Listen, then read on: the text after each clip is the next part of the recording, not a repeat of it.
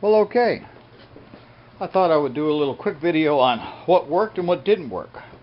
You know, I got the cane bender here and I thought, well, since I can do circles this way out of zinc and probably brass, I should be able to do a curve this way out of brass. Well, the first one I tried absolutely crushed it.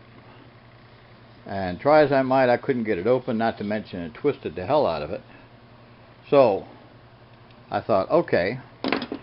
The next thing I did was I covered each roller with a mailing tube that I cut up with painter's tape, and also I put 2 layers on each roller, and to keep it from crushing I put wood on the inside. I ripped down a piece of wood to fit inside the dead space, and I also ripped down a piece of wood to go in the channel, and then I taped it to death with painter's tape, and I put it through the roller, and it kind of worked, but it kind of twisted the hell out of it also, and it put some dents in it.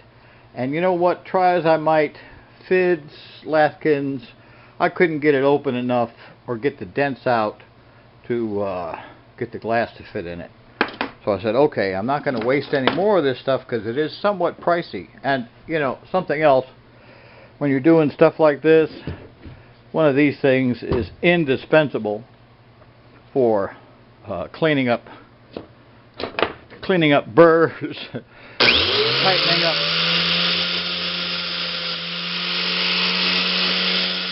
up miters.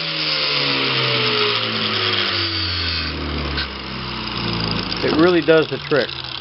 So what that did was brought me up to this point. Let's see if we can't focus this a little better and bring the camera down a little bit so that you can see what I did on the inside. In order to get it to curve like I wanted to, I made these things which are called chamfer cuts. And you can do this, I've seen carpenters do this with like pieces of plywood and sheetrock. You make a parallel cut the length of the piece, however long it is, parallel all the way up, and then you can bend sheetrock or plywood around corners or sometimes around columns. You can make curved things with it, and then you cover it with God knows what. But in this case, about every 1/4 of an inch I made a cut so that I could bend this stuff to go around this piece of glass, because I priced this. Randy Mustaine gave me a link to a restoring site or catalog, and this piece of glass is about $300 if I had to buy it and replace it. So that brings me up to this point where I will be able to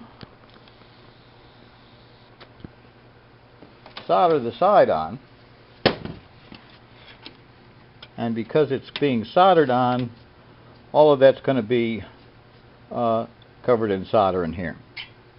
So all of this is going to be covered in solder. And then when I get the whole thing put together, soldered, but not a patina, I will have to touch up all of the solder spots with a gold felt tip. Then the thing gets glazed because I don't want it to buzz when I'm all done.